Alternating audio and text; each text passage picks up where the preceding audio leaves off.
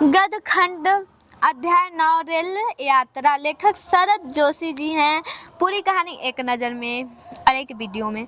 यह पाठ हिंदी साहित्य के बहुत बड़े व्यंग्यकार शरद जोशी द्वारा लिखा गया एक बेहद मज़ेदार और आँख खोलने वाली व्यंग्य है। इसमें उन्होंने भारतीय रेल की अवस्था, उसमें यात्रा करने वाले लोगों की हालत पर हंसते हंसते गहरी चोट की है।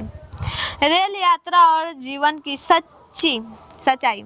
लेखक बहुत ही मजेदार तरीके से कहते हैं कि भारत में रेल की यात्रा करना किसी बड़े आध्यात्मिक अनुभव से कम नहीं है। रेल में सफर करने से इंसान के अंदर सहनशीलता, सहन करने की ताकत और उदारता बढ़ जाती है, क्योंकि जब रेलगाड़ी में गजागज भीड़ होती है तो एक अजनबी इंसान भी दूसरे अजनबी की गोद में बैठकर यात्रा करने को मजबूर हो जाता है। या भारतीय रेल की दुर्दशा और व्यंग्य। शरद जोशी जी कहते हैं कि हमारे देश में ट्रेन कभी समय पर नहीं चलती और जो ट्रेन समय पर आ जाए लोग उसे अचंभे से देखते हैं।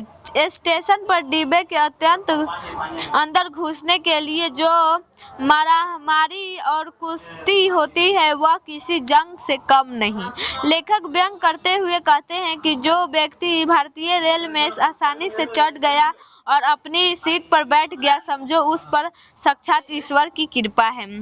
पाठ का संदेश। हंसी मजाक के पीछे लेखक हमें यह समझाना चाहते हैं कि हमारे देश की सार्वजनिक व्यवस्थाओं में कितना सुधार करने की जरूरत है, ताकि आम जनता को यात्रा करने में इतनी तकलीफें का सामना ना करना पड़े। एक प्रशासनिक अधिकारी के तौर पर तुम्हारे देश की इन व्यवस्थाओं को ही आगे जाकर सुधारना है।